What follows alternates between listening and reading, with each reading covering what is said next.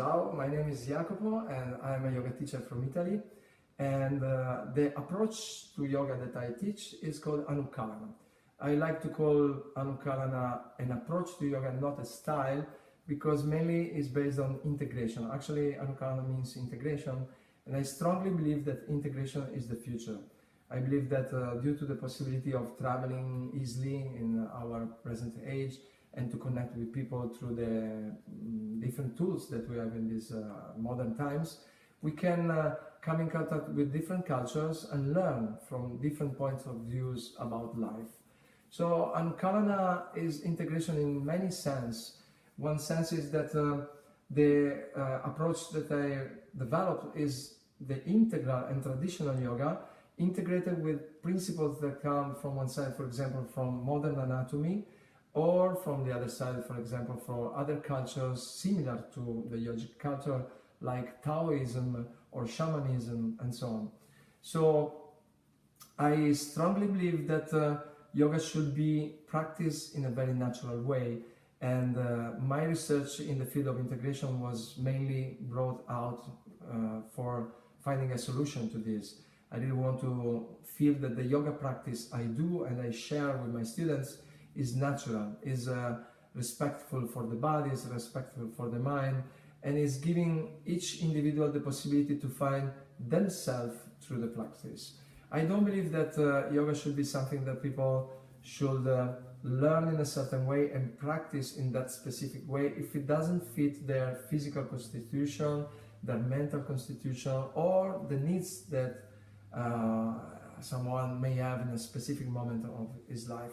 Yoga is offering so many possibilities to develop physically, mentally, and especially spiritually.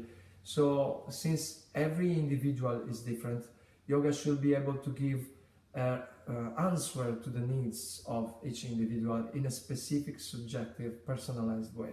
So my research, the research that brought me to develop anukalana was moved by this goal. I really wanted to find a way to do yoga that fit me, not the way to do yoga that is very good on the picture of some book of some teacher, but they don't fit me because I have a different body from that teacher. So it was kind of a challenge because I've been practicing different styles of yoga where things were exposed in a specific way and where the teachers, they were expecting me to do things in a specific way. So when I decided to go a little bit out of the path in order to research something that was more good for me, I had also to undergo a kind of like doubts, insecurity, feeling, oh, maybe I'm looking for something that doesn't exist. But at the end I found a way. And today I'm very happy to say that the yoga I practice really fits me, and the didactics that I have developed to pass this way to approach yoga to students, it's working because it's giving the people the possibility to find themselves in the practice. For example, one of the principles that I've been keeping in my mind during this process is the body is made of 80% of fluid matter. Some people, they say we are made of 80% of water, but actually it's not really like that. We're made of 80% of fluid matter, which means that in the body, fluidity is the main, how to say, the main thing. Okay, body is meant to be fluid. We have fluids going everywhere, in the cells, between the cells, everywhere we are fluid. So yoga should be fluid according to my experience, because if we reflect this nature with the physical practice we do and also with the mental practice we do, it's possible that it brings us to be feeling a better sensation at the end of the practice. For example, when yoga came in the West, there was a tendency to develop a more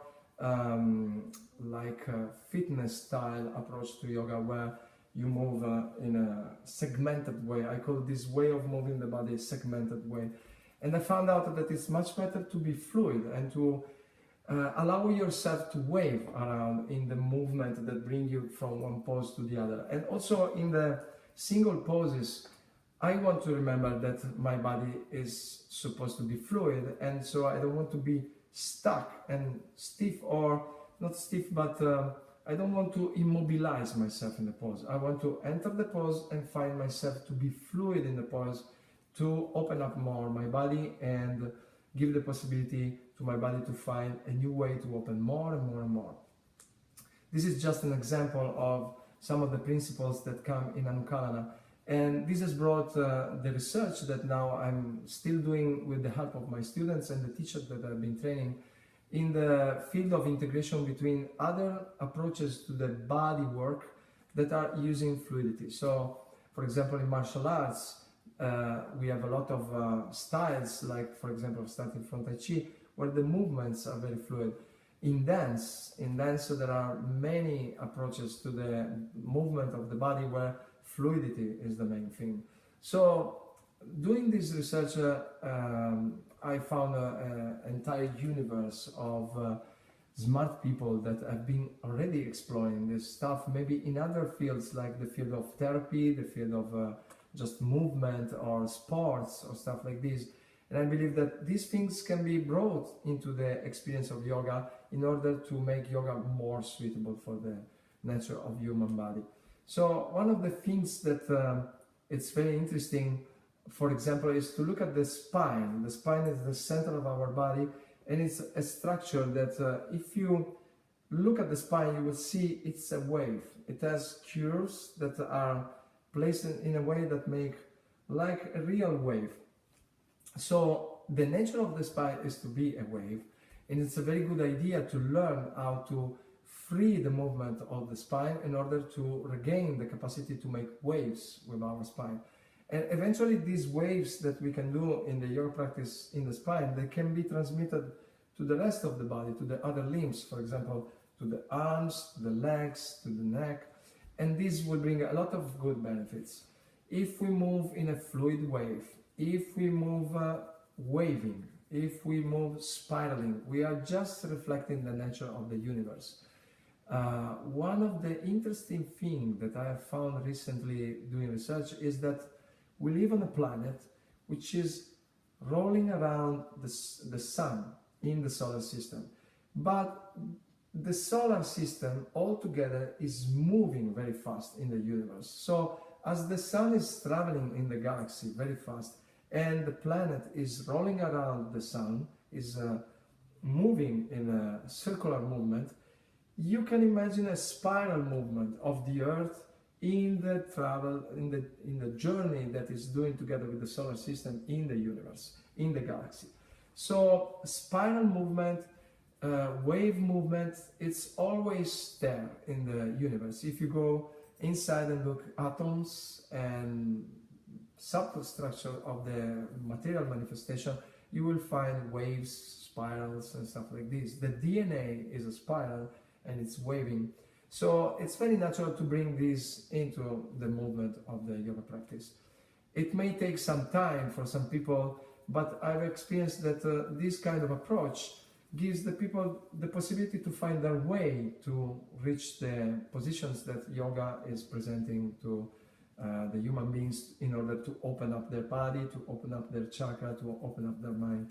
So when an approach to yoga is allowing the people to find their own way to open up, I believe is much better than bringing the people to learn an approach that is probably not really perfect for them and trying to make themselves ready for something that is not really natural. Okay, so that is about one of the main things of anukalana. And I'm very enthusiastic to bring around this approach and to see how the people really like it and receive it in a natural way again. And I am really happy to see how the people, they want to know more. And recently I'm traveling in different countries, bringing this approach into festivals, into different situations where the people gather to learn more about yoga, to meet the teachers, to meet the students. And for me it's very inspiring because I see that I'm not alone in this process. Many people are now realizing that to be fluid, to be allowing the body to find waves and spirals in the movement, it's a very natural thing. So I find myself sharing my experience in the research with other teachers, other students, which are feeling, oh yeah, I feel this is more natural, this is more interesting. And I see kind of a new flow of people looking for going back to natural. And this is very interesting. I look forward to see what's going on, because sometimes it's just about removing dogmas from our mind, that we can find new ways. And yoga is not a religion, it's just a science, but the way it was applied for many years, especially in the modern time, I believe has brought some dogmas in the mind of the people. And I see a lot of people now wants to remove this dogma and to find more freedom in exploring what are the possibilities that this wonderful science is offering to humankind. So I look forward to meet you somewhere in some part of the world, somewhere in life. And if you have something interesting to share, meet me on Facebook. Namaste.